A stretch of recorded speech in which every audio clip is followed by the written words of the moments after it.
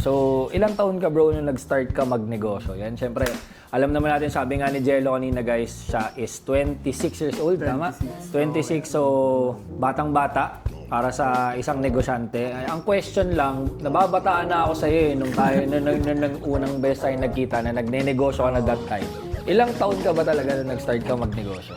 Mga 14, 15, nagbebenta na ako. Sipin Pero mo, kung 40? ano-ano yung mga product na yun. Random. Random. Kung anong pwedeng pagkakitaan, binibenta. Legal naman. Legal. Legal. Okay. Okay, yun yung importante. So, ibig sabihin, pare, hindi Sneaker Hub yung pinakauna mong negosyo. Anong pinakauna? Like mga Tanda thrift, ako. ganyan? Hindi naman. May mga damit na rin nun eh. Dati mga DBTK na pupunta pa ako Manila. Wala pa nung mga Shopee or yung mga mahirap siya ma-access ganun. So, ang presyo ng DBTK dati, Mga 500. Benta ko ng mga 7 to 800. kasi parang 300 profit. Pero syempre, yung meron ka ring ano dun meron ka ring expenses like yung pagluwas mo, everything mga Pero ganyan. mga 2016 na ata yun. 2015 na yun. Isipin mo, ilang taon na?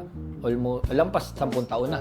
Mm. So, ibig sabihin, nag-start ka magnegosyo ng 14 to 15 years old up until now. So, parang nagne-negosyo ka na for about 10 years?